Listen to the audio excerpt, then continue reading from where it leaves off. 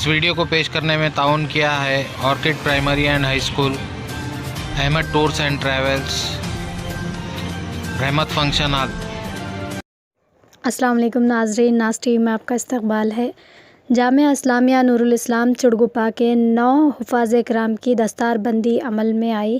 اس موقع پر مولانا تصدق ندوی نے نور الاسلام مدرسے کے 25 سالہ کارکردگی پیش کی۔ اس موقع پر ضلع بیدر کے اردو صحافیوں کو تہنیت پیش کی گئی۔ اس موقع پر مولانا سید شان الحق بخاری، مجاہد محی الدین و دیگران موجود تھے۔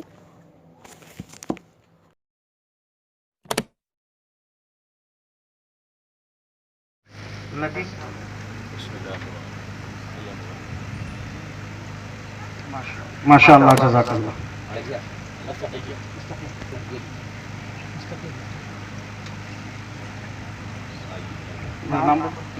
حافظ محمد انعام الحسن ولی محمد مولانا تصدق صاحب۔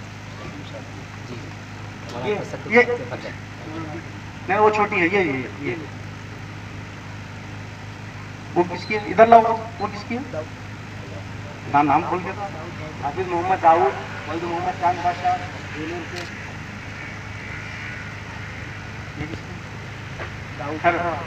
یہ محبوب شاہ صاحب کون ہے؟ حافظ محبوب شاہ۔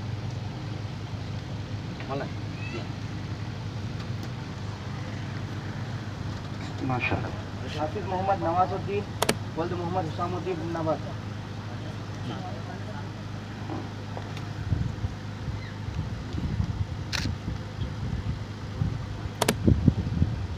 حافظ محمد ایاز ولد محمد فیاض الدین صاحب بن نواز۔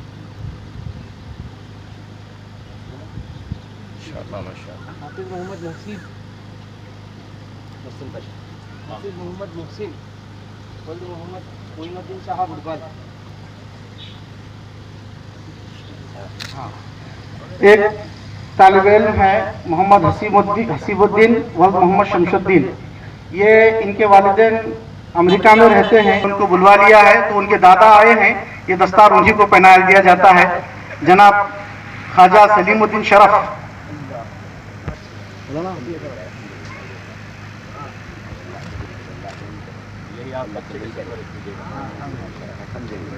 اللہ مبارک فرمائے۔ نہیں ایسی کوئی بات نہیں، آگے آ جاؤ، پورے حفاظ آگے بڑھ جاؤ۔ بیٹھا لائن سے بیٹھا۔ پیچھے آگے تو پورے لوگ آ چلنا تھا جی، پورے آگے نا۔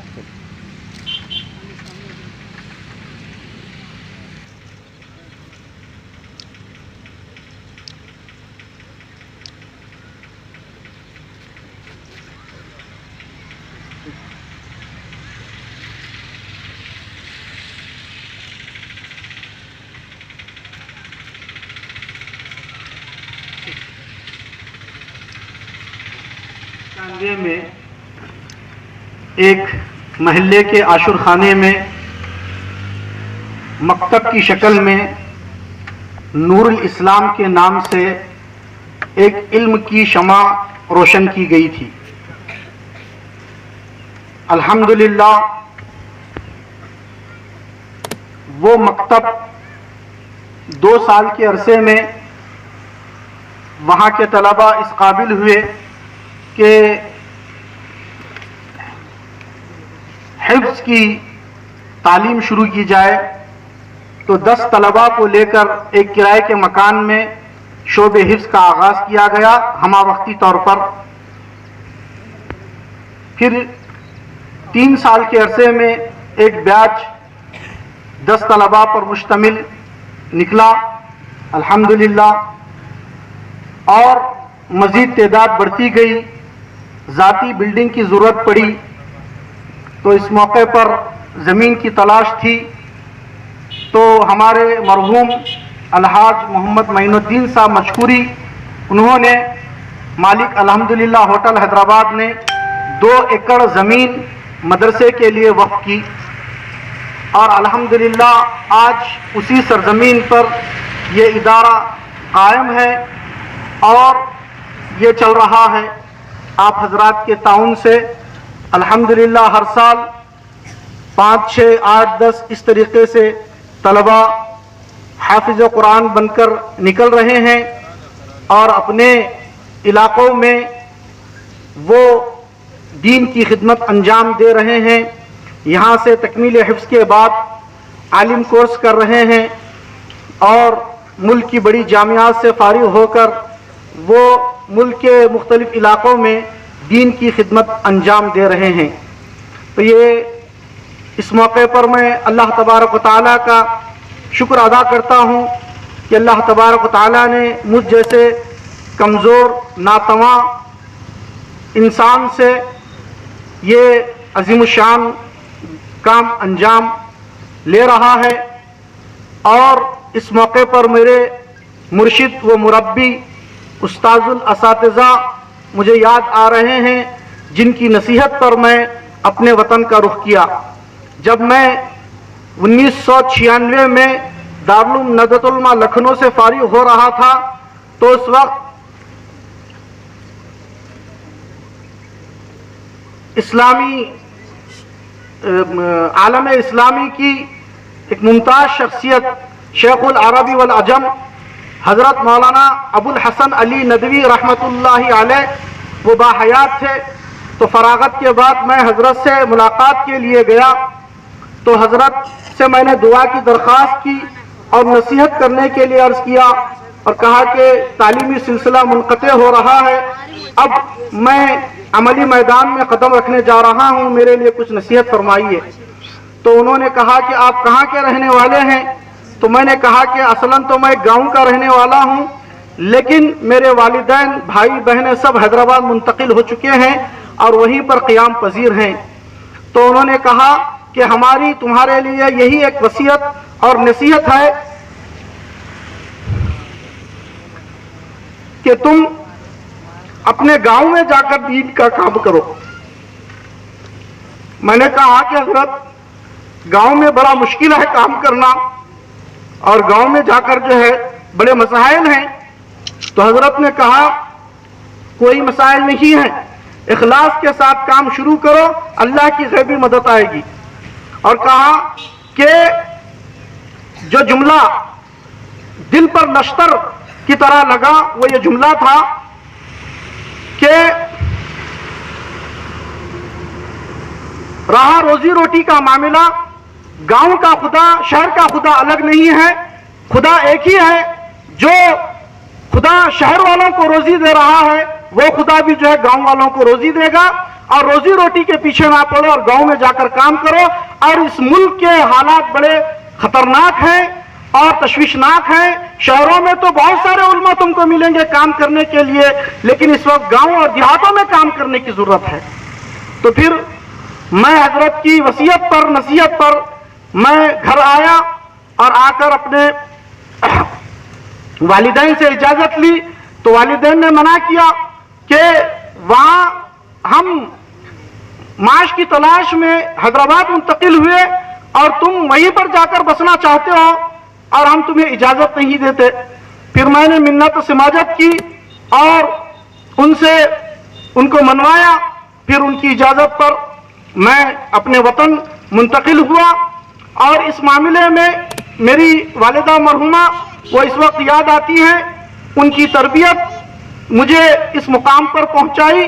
وہ ایک اونچے اور اعلیٰ خاندان سے تعلق رکھتی تھی, وہ ایک عالم دین کی دختر نیک اختر تھی اور انہوں نے خاص طور پر میری جو تربیت فرمائی انہی کا نتیجہ ہے.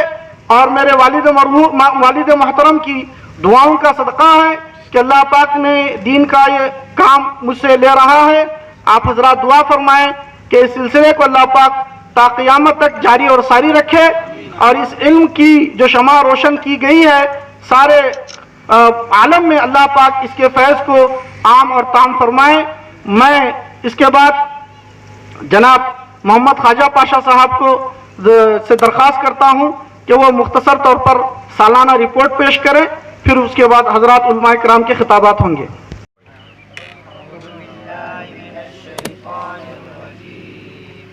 بسم الله الرحمن الرحيم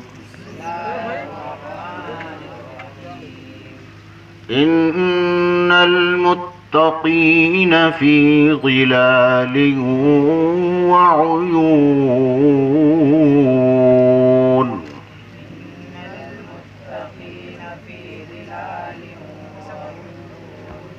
وفواكه مما يشتهون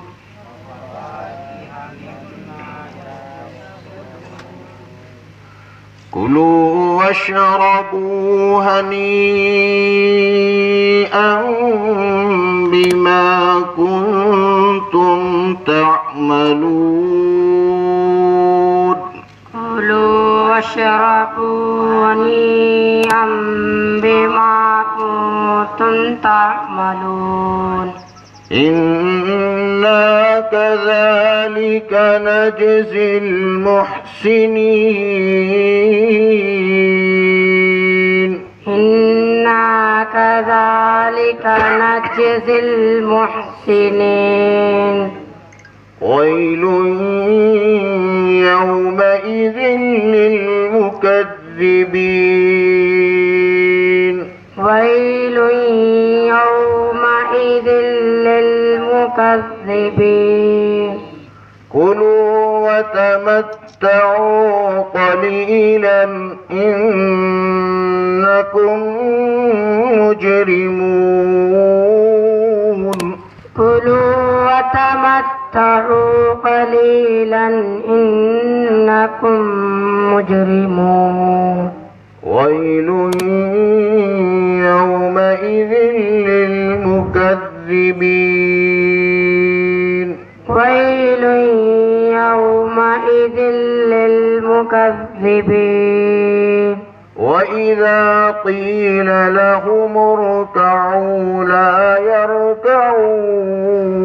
يركعون وإذا قيل لهم اركعوا لا يركعون ويل يومئذ للمكذبين ويل يومئذ للمكذبين فبأي حديث بعده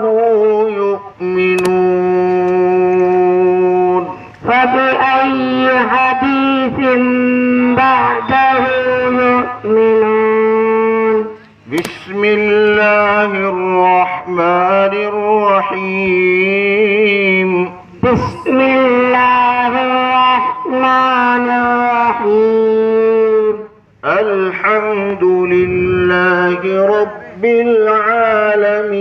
العالمين الحمد لله رب العالمين الرحمن الرحيم الرحمن الرحيم مالك يوم الدين مالك يوم الدين إياك نعبد وإياك نستعين إياك نعبد وإياك نستعين اهدنا الصراط المستقيم اهدنا الصراط المستقيم صراط الذين أنعمت عليهم صراط الذين أنعمت عليهم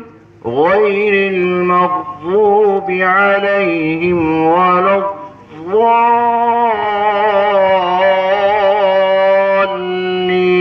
الضالين غير المغضوب عليهم ولا الضالين بسم الله الرحمن الرحيم بسم الله الرحمن الرحيم ألف لام ميم ألف لام